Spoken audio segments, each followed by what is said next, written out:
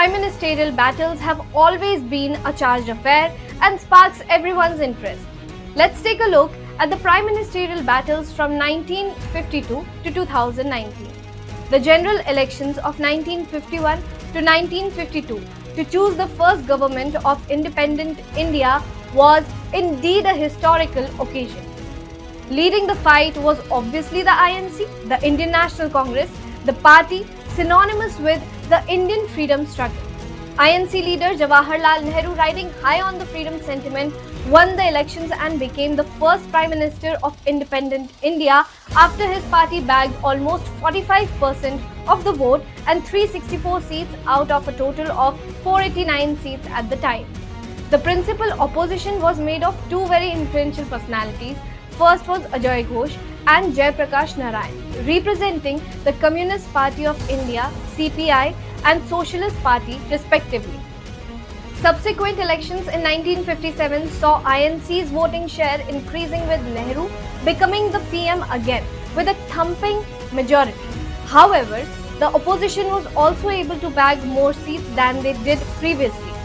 Nehru, as expected, came back in 1962 again, although with a slightly lower seat count than before.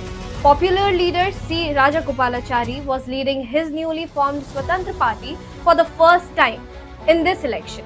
However, he was not able to counter the INC at an extraordinary level and had to seek satisfaction with just 18 seats, while the Communists' vote share increased and they gained 2 additional seats. Subsequent election in 1967 saw CPI's vote share half and forced the party split into CPI and CPIM owing to the alleged support of some factions of the party to China during the Indo-China War of 1962. Although the Communist parties collectively still held major sway for decades. The 1967 election was the first for the INC without the leadership of Nehru. The 1967 election was the first for the INC without the leadership of Nehru. Nehru's daughter Indira Gandhi took up the reins of the party. The party still lost 78 seats in the elections but was able to form the government, with Indira Gandhi becoming the first female Prime Minister of India. The Akhil Bharatiya Jan Sangh, led by Deen Dayal Upadhyay, came to major limelight in this election after they bagged 35 seats. Also, the Swatantra Party did well in the elections and more than doubled their seat tally.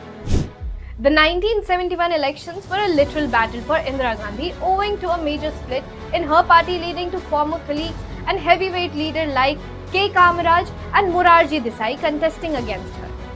However, surprisingly, Gandhi did better than expected and comfortably formed the government again. The next general election, held in 1977, was a major turning point in Indian history. It was the first time that a non-Congress coalition was voted into power. Indira's INC incurred huge electoral losses owing to her decisions to impose an emergency that stalled the election. A coalition of opposition parties, named the Janata Party, was able to send 295 MPs to Lok Sabha, and its leader Morarji Desai became the first non-Congress PM. However, the coalition did not last very long and fresh elections had to be called in 1980.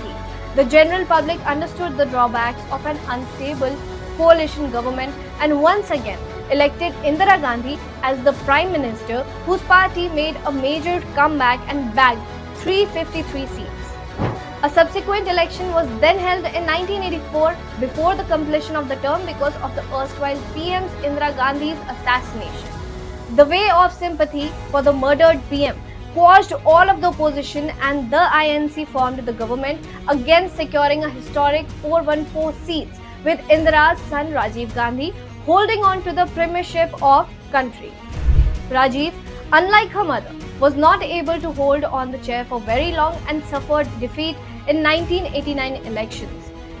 Janata Dal, a party formed through the merger of Janata Party factions, was able to cash in 143 seats and formed the government with outside support from the BJP, which in essence is the ideological successor of Shyama Prasad Mukherjee's Akhil Bharatiya Jana Sangh. The Congress's loss in the election stemmed from many factors, including the party's Muslim appeasement. the erstwhile PM's involvement in the Bofors scandal, and rising insurgency in different parts of the country. Yet again, the minority government could not last longer for very long, and general elections were held in 1991. Former PM Rajiv Gandhi was assassinated during an election rally in 1991. Eventually, Congress came back to power, ironically with outside support from earlier rivals, the Janata Dal, with INC leader PV Narasimha Rao becoming the Prime Minister. The BJP's tally in the 1991 election climbed up to 120 seats, thereby solidifying its status as a major force in the country. With former heavyweight parties losing influence, the subsequent elections held in 1996 were the first time where there was a direct competition between Congress and the BJP. Atal Bihari Vajpayee led the BJP in the elections and was able to send 161 MPs to the Lok Sabha, 21 more than the Indian National Congress. Vajpayee became the Prime Minister for a while but had to step down because of the absence of a majority. After a couple of years of instability, fresh elections were called in 1998, in which BJP increased its tally even more but could not muster a majority yet again. Elections were then again called in 1999, where the BJP-led alliance formed the government with outside support from the Telugu Desam party. Atal Bihari Vajpayee then comfortably took the Prime Ministership and ruled for a full term before being defeated by the INC in 2004. 2004 elections came as an electoral shock for Vajpayee and the BJP after it lost 44 seats.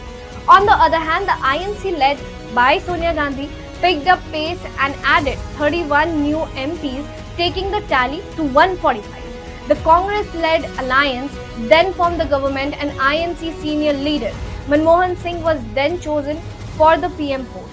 Singh ruled comfortably through his term and came in for a second stint after the INC increased its tally to an impressive 206 seats, while the BJP could only gather 116 seats. However, the subsequent election in 2014 saw history being made. BJP, led by the incumbent PM Narendra Modi, destroyed the INC on all fronts, and the latter party, led by Rahul Gandhi, was limited to a meager 44 seats. Congress's shocking setback can be attributed to the unmasking of several high-profile scams during the Manmohan 2.0 government. The INC could not make a comeback in 2019 either and could muster only 44 seats, while the BJP brought in a mammoth 303 seats with PM Modi still at the forefront. Events of the past solidify the fact that anything is possible in the realm of politics. The BJP-led alliance, NDA, is confident that it will bring 400 plus seats in the upcoming 2024 elections. What are your thoughts on this? Do let us know in the comment section below. Stay tuned for more such updates only on Sansad Flix, your one-time stop for all things Parliament.